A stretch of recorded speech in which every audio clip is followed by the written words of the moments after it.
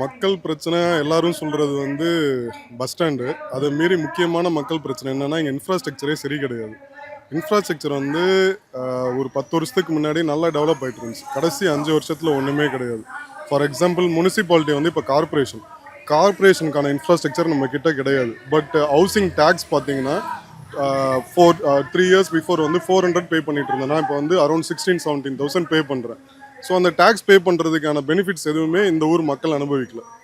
And with respect to business, so கடை ஒன்று வச்சுருக்காங்க ரோடு மேலேனா 5,000 வாடகைக்கு ஒரு துணி கடை வச்சுருந்தாங்கன்னா இப்போ அவங்க 60,000 டேக்ஸ் கட்டுறாங்க வருஷத்துக்கு கடைக்கு.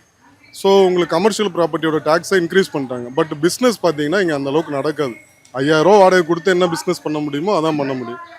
ஸோ இது ஒன்று. ரெண்டாவது, பஸ் ஸ்டாண்ட் இப்போ தள்ளி போகிறதுனால எல்லாமே அங்கே ஸ்கிப் ஆகி போயிடும். இப்போ இங்கே இருக்க டெவலப்மெண்ட் எதுவுமே நடக்காது, பக்கத்து தொகுதிக்கு போயிடும். ஸோ நம்ம தொகுதிக்குன்னு எந்த ஒரு நல்ல விஷயங்களும் நடக்கிறதுக்கான வாய்ப்பெல்லாம் பண்ணிட்டாங்க. கண்டிப்பாக அதிமுகவுக்கு தான். அதான் சொல்கிறேனே, 5 இயர்ஸ் பேக் இருந்த infrastructure support, for example Cuddalore to Panruti road ஒரு பைபாஸ் ஒன்று வந்து ஏடிஎம்கே பீரியடில் கொண்டு வந்தாங்க, கஸ்டம்ஸ் ரோடுன்னு சொல்லுவாங்க. எங்களுக்கு 2 வழி இருந்துச்சு போயிட்டு வர்றதுக்கு. இப்போ அந்த ஒரு வழி ஃபுல்லாக வந்து பார்த்திங்கன்னா ரோடெல்லாம் உடஞ்சி கிடக்கு. ப்ளஸ் லாஸ்ட் டைம் வெள்ளம் வந்தப்போ பயங்கர டேமேஜ் பிரிட்ஜஸ்லாம். இன்னை வரைக்கும் அது ரெடி பண்ணல. ரோடு வந்து இப்போ எலெக்ஷன் டைமில் பேருக்கு பேச்சிங் ரோடு ஒன்று போட்டு வச்சுருக்காங்க. அதில் இன்னொரு 3 மந்த்ஸில் அந்த ரோடு உடஞ்சிரும்.